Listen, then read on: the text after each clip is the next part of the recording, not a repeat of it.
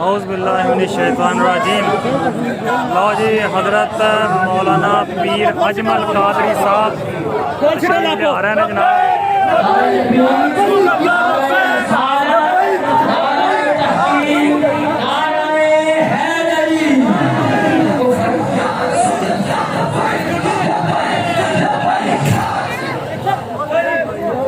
جناب حضرت مولانا اجمل قادری صاحب جناب تشریف لے آ رہے ہیں۔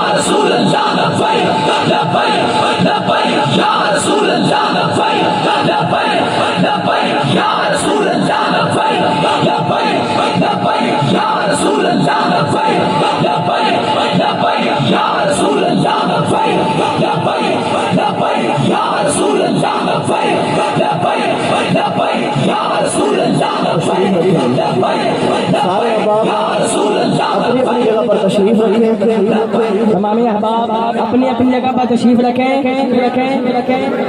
عظیم مبلغ اسلام تمام احباب اپنی اپنی جگہ پر بیٹھ جائیں، پیر صاحب تشریف لے کے آ چکے ہیں۔ تمام احباب اپنی اپنی جگہ پر تشریف رکھیں۔ ایک بار پھر یہی شعر سیکورٹی والے حضرات اپنی ڈیوٹی سر انجام دیں، سیکورٹی والے حضرات اپنی ڈیوٹی سر انجام دیں۔ ماشاءاللہ میں اپنی طرف سے انتظامیہ کی طرف سے مفکر ملت مبلغ اسلام پیر طریقت رہبر شریعت پیر محمد اجمل رضا قادری صاحب دامت برکاتہ العالیہ تحریک اصلاح معاشرہ کے بانی آپ تشریف لائے، میں اپنی طرف سے انتظامیہ کی طرف سے خوش آمدید کہتا ہوں۔ اور ہمارے آج کے محفل کے خصوصی مہمان شیخ الحدیث و تفسیر استاذ العلماء مفتی محمد دین قادری صاحب ادارہ مرکزی دارالعلوم غوثیہ رضویہ سے تشریف لے کے آئے، اور زینت مسند صدارت استاذ العلماء شیخ الحدیث ادنا ترین خادم دین و ملت مفتی صغیر احمد نقشبندی مجددی صاحب پرنسپل مرکزی دارالعلوم غوثیہ رضویہ آپ تشریف لے کے آئے، اور جتنے بھی مہمان آئے تمام کو خوش آمدید کہتا ہوں۔ اور جو بھی احباب دور و نزدیک سے کافروں کی صورت میں آئے ہیں، اللہ تعالیٰ سب کو نیکیوں کے ذخیرے عطا فرمائے۔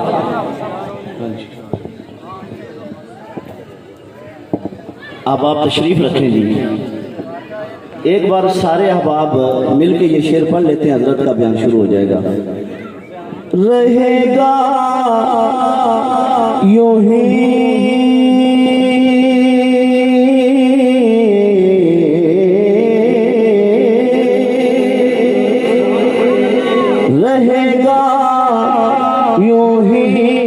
ان کا چرچا رہے گا یوں ہی ان کا چرچا رہے گا یوں ہی ان کا چرچا رہے گا، پڑے خاک ہو جائیں جل جانے والے، میرا دل بھی چمکا دے چمکانے والے۔ ماشاءاللہ بڑے ہی خوبصورت انداز کے اندر خواجہ کاشف قادری صاحب اپنا نعت خوانی پیش فرما رہے تھے، تو بلا تمہید خطاب کے لیے دعوت دینے جا رہا ہوں. خطاب سے پہلے تمام احباب اپنی اپنی جگہ پر خاموشی کے ساتھ بیٹھ جائیں. خاموشی کے ساتھ اپنی اپنی جگہ پر بیٹھ جائیں. بڑے ادب و احترام کے ساتھ خطاب سنیں اور حضور علیہ الصلوۃ والسلام کے ذکر کی محفل کا ادب جو ہے نا وہ ملحوظ خاطر رکھیں، کیونکہ یہاں پر تو دل بھی اونچی آواز سے دھڑک جائے تو بے ادبی ہو جاتی ہے. ہاں جی ہلو. نحمده ونصلي ونسلم على رسوله الكريم اما بعد اعوذ بالله من الشيطان الرجيم بسم الله الرحمن الرحيم والعصر ان الانسان ایک لفی خسر فوسن صرف دے دو فوسن. الا الذين امنوا وعملوا الصالحات وتواصوا بالحق وتواصوا بالصبر. صدق الله العظيم. ان الله وملائكته يصلون على النبي يا ايها الذين امنوا صلوا عليه وسلموا تسليما. الصلاة والسلام عليك يا سيدي يا رسول الله وعلى آلك وأصحابك يا سيدي يا حبيب الله. الصلاة والسلام عليك یا سیدی یا رحمت للعالمین. تمام تعریفیں حمد و ثنا اللہ تعالی جل جلالہ کے لیے.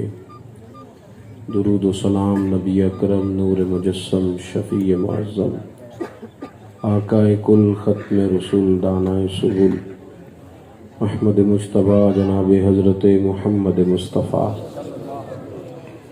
صلی اللہ تعالیٰ علیہ وسلم کی ذات والا صفات کے لیے حمد و صلات کے بعد دوستو، بزرگوں اور بھائیوں، بالخصوص حضرت علامہ محمد دین صاحب اور حضرت علامہ مفتی صغیر احمد صاحب، دوستو آج کی یہ محفل پاک حضرت امام علی مقام سیدنا امام حسین رضی اللہ تعالیٰ عنہ کی بارگاہ میں اپنی عقیدتوں اور محبتوں کا نیاز پیش کرنے کے لیے انعقاد پذیر ہے. اگر آپ لائٹ آف رہنے دیں تو آپ کا بہت شکریہ ہوگا. زیادہ ضروری ہو تو منع نہیں کرتا. آپ لوگ میری بات پر تھوڑی دیر تک اور اطمینان سے تشریف رکھیں. موبائل چلانے والے بھی موبائل ضرور چلائیں پر بات میری سنیں. اللہ جزائے خیر دے آپ حضرات کو. عشاء میں وقت تھوڑا ہے، چند باتیں آپ کی خدمت میں عرض کرنی ہیں. حضرت سیدنا امام حسین رضی اللہ تعالیٰ عنہ کے پیغام کو سمجھنے کے لیے آج کی اس محفل پاک کا انعقاد ہے. یہ کوئی بہت زیادہ دقیق اور بہت زیادہ الجھے ہوئے مسائل نہیں ہیں، سادی باتیں ہیں. ان کو دہرانے کا مطلب یہ ہوتا ہے کہ دلوں کے اندر جذبے پھر سے بیدار ہو جائیں. بار بار آذان پڑھنے کا مطلب بار بار یاد دہانی کرانا ہوتا ہے. بندہ مومن عام لوگوں کی طرح نہیں ہوتا. مسلمان کی حیثیت کنتم خیر امت کے تحت بڑی بلند و بالا ہے، اور جتنا آدمی بڑا ہوتا ہے اس کی ذمہ داریاں بھی اتنی بڑی ہوتی ہیں. سب سے زیادہ ضروری تو یہ ہوتا ہے کہ انسان اپنے آپ کو سمجھ لے کہ میں کیا ہوں. اگر کسی شخص کو یہی سمجھنا ہے کہ میری حیثیت کیا ہے، اہمیت کیا ہے، بلندی کیا ہے، اقبال کہنے لگے کہ عجب نہیں کہ خدا تک تیری رسائی ہو، پر تیری نظر سے تو پوشیدہ ہے آدمی کا مقام. تو ابھی تک بندے کو نہیں سمجھ سکا. من عرف نفسہ فقد عرف ربہ. وہ جو کہا گیا کہ جو اپنے آپ کو پہچان گیا وہی تو اپنے رب کو پہچان گیا. ہم نہ بہت ساری احساس کمزوریوں کا شکار ہوتے ہیں. میں ماڑا بندہ ہوں، میں غریب آدمی ہوں، میں ان پڑھ بندہ ہوں، میرے پیچھے برادری تھوڑی ہے. یہ سارے احساس ہمیں کوئی کام نہیں کرنے دیتے. کوئی انقلابی قدم نہیں ہم اٹھا پاتے. میرے ساتھ لوگ نہیں چل رہے، کس طرح کر کے بات بنے گی. سب سے پہلے تو اپنے آپ کو پہچاننا چاہیے، غور کرنا چاہیے. رہ کے نا سست لوگوں میں، بزدل لوگوں میں تو ہمارا یہ حال ہو جاتا ہے کہ وہ سارا رنگ ہمارے اوپر چڑھ جاتا ہے. وہی کمزوریاں. دیکھیں نا قرآن پاک نے بار بار اس بات پر توجہ دلائی کہا میرے محبوب کے غلاموں تم بہترین لوگ ہو، اور اخرجت للناس تمہیں تو لوگوں کے نفع کے لیے پیدا کیا گیا، تأمرون بالمعروف وتنہون عن المنکر، تم نے بڑے بڑے کام کرنے، تم نے معروف کا حکم دینا ہے لوگوں کو، منکرات سے منع کرنا، تم نے اپنے کردار کی خوشبو کو بکھیرنا ہے۔ لیکن اگر کوئی آدمی اپنی بزدلی نہ چھوڑے، کمزوری نہ چھوڑے، وہ کہے میں کیا کر سکتا ہوں، تو یاد رکھنا گولی ہوتی بہت چھوٹی ہے لیکن وہ بڑا انقلاب برپا کر دیتی ہے۔ بعض اوقات آپ محسوس کرتے ہیں کہ، اور گولی سے مراد کھانے والی گولی کہہ رہا ہوں، اب گولی کے بھی دو معنی ہے نا، وہ ایک دوائی کی مختصر سی گولی آپ استعمال کرتے ہیں تو آپ کے صحت پہ کتنے اثرات پیدا کرتی ہے، مختلف زاویے آپ کی طبیعت کے بنا دیتی ہے، حالانکہ کتنی کو ہے۔ جب انسان اپنے مزاج میں شوق پیدا کرے کہ میں نے کچھ کرنا ہے، میں نے آگے بڑھنا ہے، تو پھر اللہ بڑا کریم ہے۔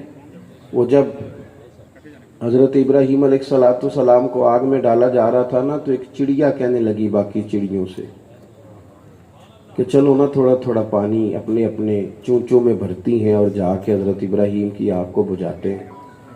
تو باقی چڑیاں ہنسنے لگیں، کہنے لگی تو عجیب ہے بات کرتی ہے، اتنی لمبی چوڑی آگ ہمارے قطرہ چونچ میں آئے گا، اس سے آگ بجھے گی؟ کہنے لگی چلو تو صحیح،